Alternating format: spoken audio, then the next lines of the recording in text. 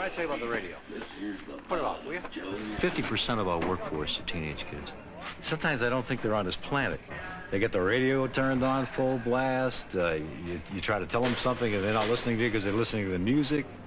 I'd say about 10% of them really want to be here, or really want to work for a living. The rest of them would rather be off playing somewhere, doing something else, you know. Now, look. See, you get the boxes all mixed up. The box is separate. Well, the advantages of working with teenage kids is they're relatively inexperienced, so you can pretty much mold them the way you want, you know, right from the get-go. It's like working with a clean slate, you know. But I don't really think they're very serious about what they're doing.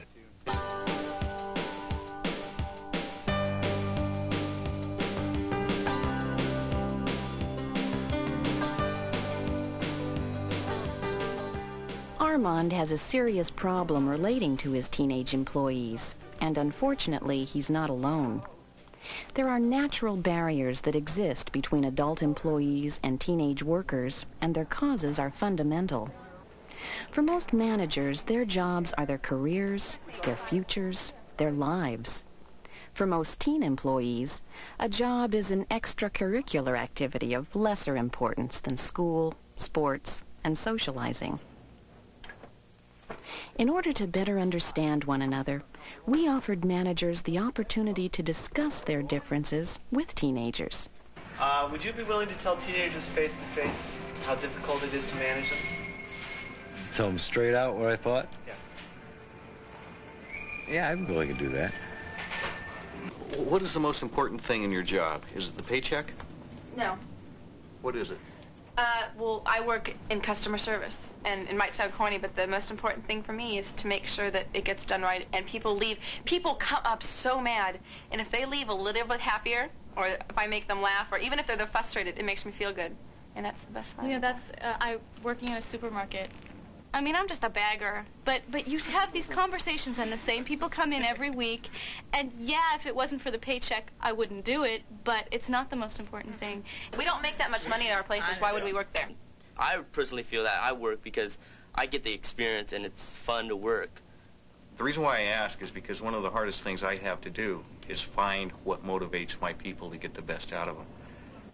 Managers who work with teenage employees must find creative ways to keep them motivated and interested in their jobs. We used to have a thing at the yogurt store where somebody who made the best yogurt cake would get a little bonus prize on their check or something. But those things they're neat. I mean, anything to help the employee. I feel like there's some reason why they're there. I find in my particular business, I get a big kick out of it, for one, to take somebody and develop their potential into working with the kids. We call them crew leaders.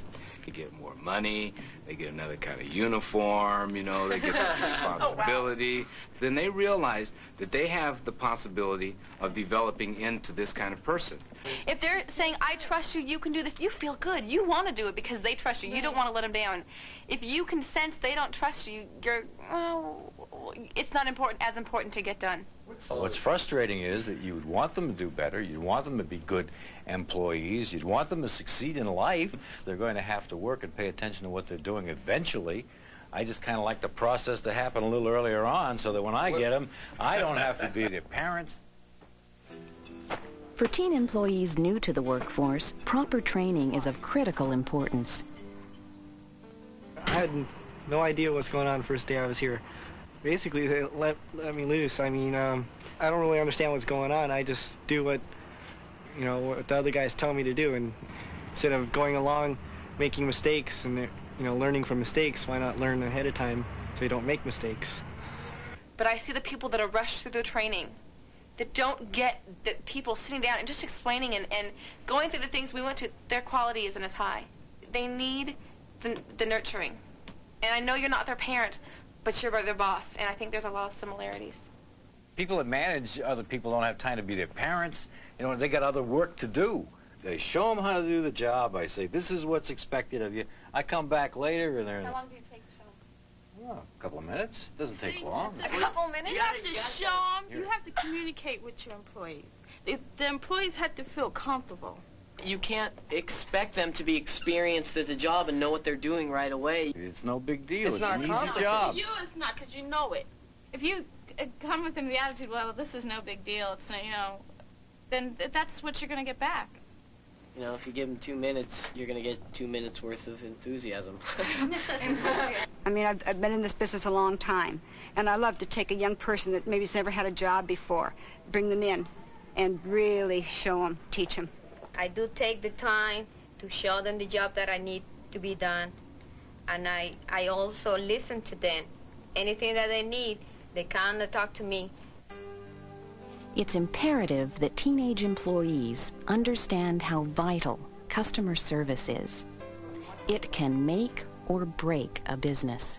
A lot of the teenagers don't realize the importance of the customer and don't always treat them as well as we think they should be treated.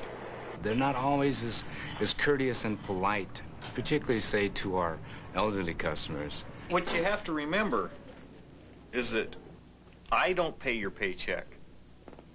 These customers pay your paychecks. If they aren't in the store, we're not going to hire you because we don't need you. One of the things that really bothers me, and I find it happening more and more, is when an employee is carrying on a conversation with either another employee or a friend and waiting on you at the same time. I don't know if it's the way I was brought up or if it's just the way I personally expect to be treated, but when the customer's there, that's my focus of attention. I mean, I try and look, is this a big person, is it a little person? Do I have to pack the groceries light? Can I pack them heavy? Are they on a bike? Do they need maybe one bag? And I try and strike up a conversation with the customer. The problem that arises is when the customer's got a chip on their shoulder. My particular business, everybody wants what they want, and they want it now. I mean, like there's nobody else in the world but me, I gotta have this right now. And something that I always have to be reminded of that my grandmother taught me a long time ago is how to bite your tongue. You don't say anything. This person is a real jerk. Wonderful. Just don't say anything, because the more you fuel his fire, the more it's gonna come out. And you're gonna be the one who gets in trouble when all you had to do was be quiet. The employees should be taught in a way to just keep calm, like a boxer is taught to take the pain. Well, an employee should be, taught to take the pain also. Hopefully, we as managers will back up our employees 100%. Okay? But only providing that you have done your job and treated the customer with respect. What if there's somebody yelling, saying, I want to talk to a manager, and you've done everything in your power to calm them down, you can't. You call the manager up, and instead of the manager talking to the customer and saying, okay, what can we work out, and talking with the three of us trying to work something out for this customer, yells at me. As much as I hate to say so, the manager's wrong. And all I can say is the person made a very bad judgment. Right. Some people don't have enough sense to realize that you deserve some credit also. Scheduling is a common problem for managers of teen employees. Many managers feel that teenagers aren't always dependable. They have a lot of things they like to do on weekends and stuff, and a lot of times they don't know in advance, and they just all of a sudden they can't come into work, and that happens quite a bit here. One of my employees was due in this afternoon to work, and he came in 15 minutes before he was on schedule to tell me he had to go to court, and so he couldn't work. So quite naturally, this left me shorthanded to handle a shift, and this is rather consistent with young teenage workers. Doesn't it happen with adults too, though? Adults generally will call me and let me know that, James, I have to do this, I have to do that, and so I can't. What about the manager's responsibility to tell their teenage worker, listen, I want a day in advance? I think a lot of people you know, the managers will not tell the workers, hey, listen, this is what I expect from you. Where I work at the supermarket, you're treated like an adult. And we have very little problem with people not showing up. Very little problem with people canceling out at the last minute. Very little problem with any of the typical teenage problems that you expect to have, because that's when you walk in, when you sign up for this job, you know you're signing up for a job where you're expected to act like an adult. If a manager can't communicate effectively, he or she faces an uphill battle. Teenage employees may require more specific instructions than adult workers. Interesting thing about teenagers is they don't read between the lines as well as an older type employee. So basically, all you need to do is just be a little bit more blunt. You know, this is exactly what I don't like about what you were doing, and this is how I want you to change it. And I'd say 99.9% of the time they do. What I've learned from working with teenage employees is that you have to be very careful how you reprimand or praise them, because they'll either get really upset with you or get a big head and start slacking off. Well, the managers in this store are pretty reasonable, but sometimes I think they're too emotional. They let it out on the employees sometimes. If I were the manager, I'd try to talk to the employees more, not be yelling at people to do this or to do that. Because that's what managers don't do. They don't communicate, they scream. I think they have every right to yell. If they want to yell, even if you can talk about it, that's fine, but not right in the middle of the problem. They should discipline you somewhere else. They should take you aside, When they don't, you want to cry, because it's so, you're humiliated in front of all those customers, and now you have to go help them after you've been yelled at. If I'm wrong, I want to know, because I want to it's important to me to get the job done right, but I want to be told in the proper surroundings. I have never corrected an employee on a sales floor. Number one, I don't believe in it. I think that you have some pride that you deserve to keep intact. The next thing is once I've corrected an employee, I expect to walk away and forget about the situation. It's over with. I've done my job. I expect them to follow up and correct whatever the problem is, and I'll never refer to it again. When communication breaks down, when employer and employee stop trying to understand one another, everyone suffers. This is one guy who plays the bass in the rock band, right? And instead of doing his work, he's got the radio on, he's got it up full blast, he's turn the radio down. Every time I come in, the radio's still on, full blast. It's almost like, his clutch is slipping. He's not really listening to what I've told him. Does he get the job done? Eventually he gets the job done, yeah. You're really unhappy with what he's doing, and what he's doing doesn't meet to your standards. Why is he still working for you? You have a problem with the amount of teenagers, the number that you can find who can work for you, and you have to, use what you have.